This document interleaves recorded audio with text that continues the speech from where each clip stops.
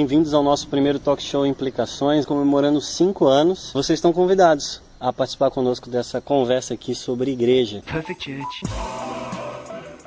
Pastor Josué Oliveira, presbítero Josué Oliveira, da Igreja Evangélica do Guarujá. Tem 2 filhas, a Juliana e a Isa, casada com a Ive. Antes de qualquer coisa, lembrar que hoje também é teu aniversário, né? E Implicações, eu acho que surgiu junto com o teu aniversário. Foi isso mesmo. Então, parabéns. Obrigado. Para mim é uma grande alegria fazer parte desse primeiro Implicações em vídeo. Agora vamos conversar sobre igreja. Perfect Church. De onde você tirou isso, né? A utopia da igreja perfeita. Num ambiente agora, numa situação onde a modinha é você abandonar a igreja e fazer o seu próprio estilo. Fala pra mim. O meu contexto de vida, desde que eu me conheço por gente, foi no meio da igreja. Então, cresci na igreja Assembleia de Deus. Quando junior, na igreja Batista, eu tive algumas crises na época de junior para adolescente, e eu fui para Batista, cresci na Batista, onde eu conheci a Ive.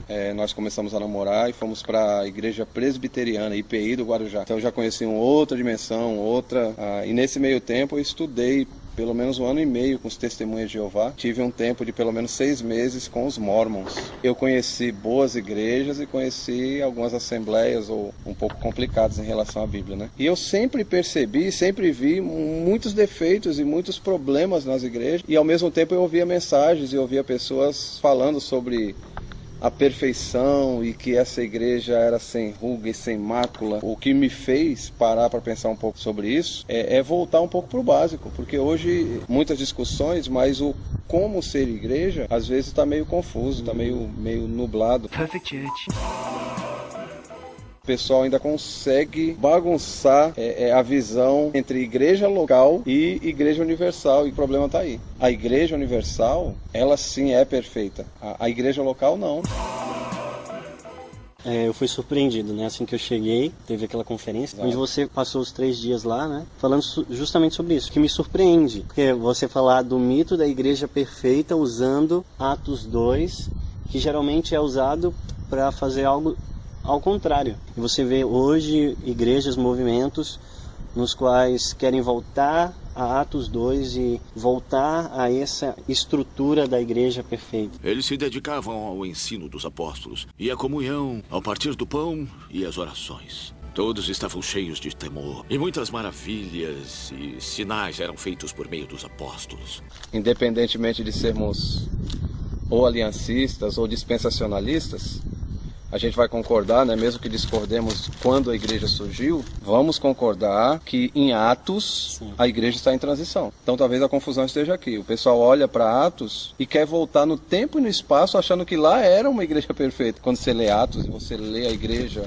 e não só na Bíblia, mas na história da igreja dos 3 primeiros séculos, você vê as imperfeições. Sim, a gente vê elementos ali que tem que estar presente numa igreja hoje que busca a perfeição. Mas não que essa igreja fosse perfeita. Essa igreja estava começando, estava em ebulição, mas não é mesmo uma igreja perfeita. Tem muita gente hoje que tem escolhido, às vezes, a igreja, né? Eu não quero igreja, e aí começa, talvez, a fazer a sua própria comunidade, ou fica totalmente avesso mesmo a essa questão da institucionalização, da formalidade, que comunidades alternativas, né? Justamente porque hoje a confusão está no como ser igreja. Porque a igreja está insistindo em ser o que ela não é e não está conseguindo acolher essa galera que pensa de forma diferente. Insatisfação, né? Tem um livro, e quem está nos ouvindo aí, por favor, ainda não me veja como defensor ou crítico desse livro, porque ainda não li. Fala sobre a igreja 3.0. Eu achei muito interessante, eu queria ter tido essa ideia. Pena que não foi eu que tive essa ideia. Então você imagina o seguinte, a analogia é ver o sistema operacional da igreja. O sistema operacional da igreja inicial lá em Atos, da igreja do primeiro século, você vê, por isso que ele chama igreja 1.0, muito orgânico ali, informação, as pessoas estão descobrindo tudo aquilo, muito próximo ali ainda dos apóstolos e tudo mais. Depois disso tem o upgrade, então a gente salta aí entra Constantino na história, e a gente já passa para a igreja 2.0, um outro sistema, agora é instituição, agora temos que ter templos, temos que vender indulgências, vender isso, vender aquilo. A gente vê essa igreja institucional se arrastando. Interessante que não é com a reforma que a gente vê o sistema sendo atualizado, porque a gente vê com a reforma a busca da essência, mas o formato continua o mesmo. Substituiu-se o padre pelo pastor, substituiu-se Seria o 2.1, o 2.2. O 2.1, na verdade, que ele cita, é a divisão da própria Igreja Católica entre a Igreja Católica Romana e a Igreja Ortodoxa. Mas aí o 2.2 já seria a Reforma. A gente está vivendo em que período agora? Porque da Reforma para cá, pouca coisa mudou. Hoje, o que a gente vê disso, de você paga, vem, assiste o culto e vai embora, o clero resolve tudo e você tem lá simplesmente a plebe olhando. Tá na hora da gente fazer o quê? E aí vem o problema, que é aquela ilusão de querer voltar para Atos, vendo Atos como uma igreja perfeita. Perfect Church. Nunca vamos voltar. E a sugestão dele tá na hora da gente atualizar o sistema para a igreja 3.0, que é uma igreja contextualizada, uma igreja que entende as dificuldades dessa época sem perder a essência. Como é que eu posso ser apaixonado por Jesus Cristo, que é o cabeça, e não gostar da noiva ou do corpo? O que a igreja está fazendo hoje, ou a forma como as pessoas estão fazendo a igreja hoje, pode estar distorcida, por isso eu vejo que ela não é perfeita. Mas isso não implica em que a igreja vai deixar de existir. Não, as igrejas locais vão existir. Nós, líderes, devemos sim olhar os princípios, não querer criar uma instituição tão engessada a ponto de distorcer mais ainda, e dar liberdade e leveza, como aconteceu em Atos, para que a igreja aconteça de outras formas. Forma sim. A essência da igreja deve existir. A essência da igreja estava em Atos. A essência da igreja atravessa o tempo e o espaço, e hoje a gente está numa crise de essência, porque se a gente vivesse a essência, a gente não ia se preocupar tanto com a forma. Perfect Church. Tem aquele texto de João 17 que eu gosto, um dos meus textos favoritos, que Cristo ele ora por nós, né? Eu acho que ele não só por esses, mas por todos aqueles, talvez pensando em nós ali, com certeza pensando em nós. E ele fala, para que vocês sejam um, vivam essa unidade, para que as pessoas, o mundo veja que Deus me enviou. Sim. Então talvez ali esteja o significado da igreja, mostrar que Cristo é a salvação. Com certeza. Não... a primeira leitura que a gente faz lá de Atos 2, de 42 a 47... Talvez os socialistas digam assim, amém. Nós conseguimos aqui, descobrimos um texto bíblico para a gente defender o socialismo e o comunismo. Quando o texto não foi escrito, tudo e claro, vamos dividir, vamos viver em comunidade, vamos...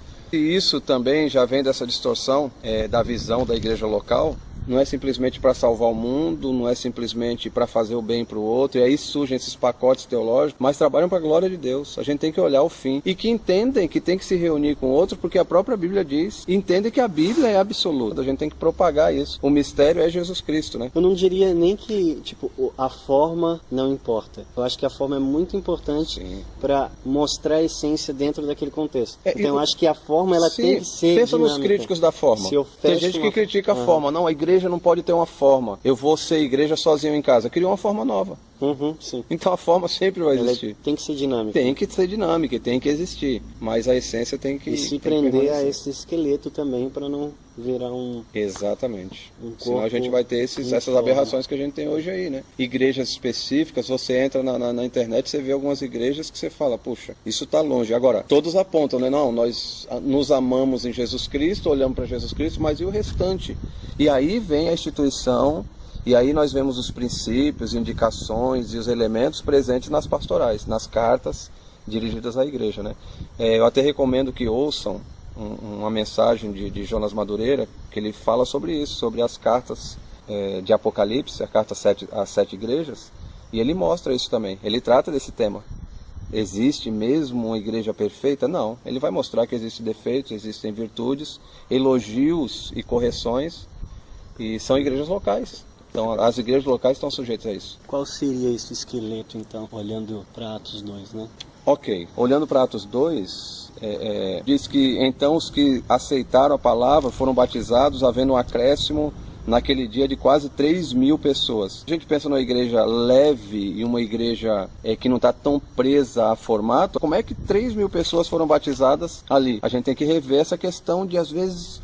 institucionalizar, formatar. Não, aceitaram, deram testemunho externo do que aconteceu no coração deles, isso é o batismo. Aqui não fala da quantidade de água, não fala como foi, simplesmente que pessoas foram acrescentadas. Acho que nunca fala, né? Aí, do 42 em diante, perseveravam na doutrina, aqui a gente já tem um princípio, doutrina e comunhão. Então, doutrina e comunhão é tão importante que, se você perceber, o 46 é um espelho, o trabalho em dupla com esse versículo 42. Ó, diariamente perseveravam unânimes no templo, partiam o pão de casa em casa e tomavam suas refeições com alegria e singeleza de coração. Novamente, reunidos no templo, doutrina, adoração comunitária, ensino e comunhão.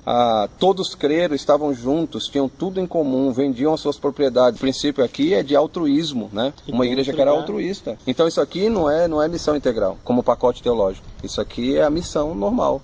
Vários princípios que podem ser aplicados independentemente de geografia, de tempo, de espaço, e respeitando geografia, tempo e espaço. E qual o resultado de tudo isso? O resultado é uma igreja que não escandalizava o povo, pelo contrário, diz que louvando a Deus e contando com a simpatia do povo, enquanto isso acrescentava-lhes o Senhor. Sem curso de crescimento de igreja, porque se você não atrapalha, a igreja cresce naturalmente. E o Senhor dava esse crescimento. Perfect Church.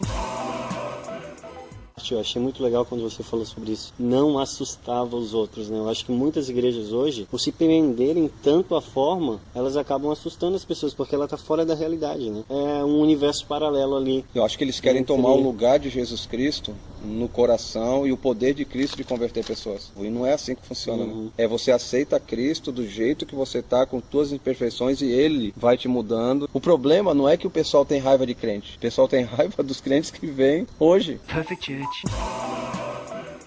Agora deixa eu colocar uma bomba no seu colo aí. Porque eu não sou liderança, digamos, né? Não tô aí à frente. Tenho, talvez, alguma participação nos ministérios, sou uma pessoa envolvida, mas estou na igreja assim, cara. Meu pastor é aquele típico que segue um modelo engessado no qual todo mundo vê que não tem comunicado, não tem sido relevante, né? Como é que eu lido com isso, cara? É fazer a tua parte, né? Cada crente fazer a sua parte, entender que a igreja é de Jesus Cristo e Ele vai pegar esse camarada na curva. Inferno, assim como Ele pega a gente na curva e corrige nossos problemas, esse talvez seja o problema desse pastor. Ou orgulhoso, ou achando que é o dono da igreja, e Deus vai tratar com ele. Então, se ele é tão perfeito assim, esse pastor, e se ele já faz parte dessa igreja perfeita, eu acho que era a hora dele já ser promovido, né? E já vai, ele já foi glorificado, ele vai para o céu. Perfect Church.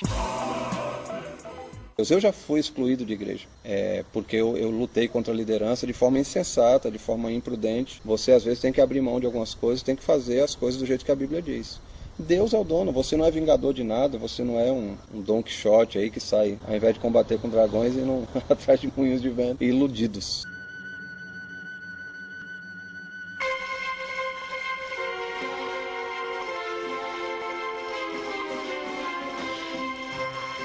Agora, não se iluda de que se tua igreja é imperfeita, você vai sair e vai achar uma perfeita, né? Lute na sua igreja, com as armas bíblicas, seja crente você. Talvez até você sirva de exemplo para que uma liderança inflexível entenda que não é por aí, né?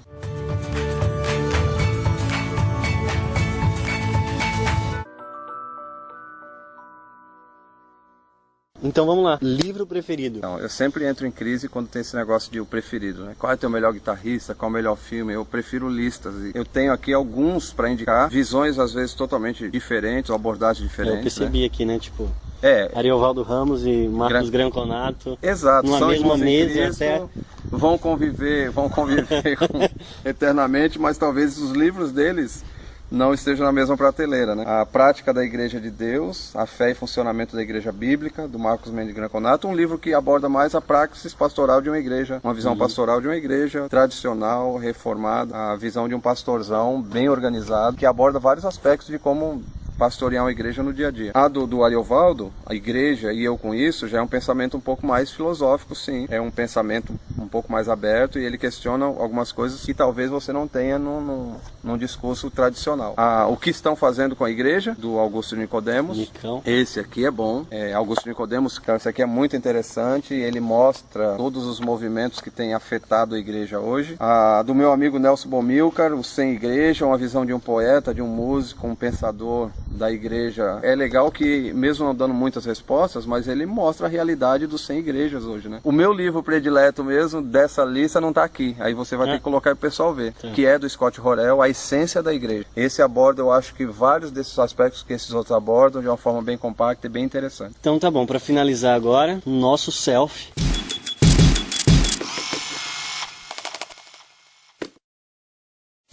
Chega aqui junto de mim, vamos pegar o logo pra gente terminar esse negócio aqui do jeito certo. Olha pra cá, ó. Isso aí. Obrigado, Legal. João. Valeu, Lucas. Valeu, gente. Até a Um próxima. abraço para todos vocês. E na próxima eu acho que a gente vai trazer o Davi Buck aí. Isso, interajam com a gente, viu? Beleza. Valeu. Falou, gente. Tchau.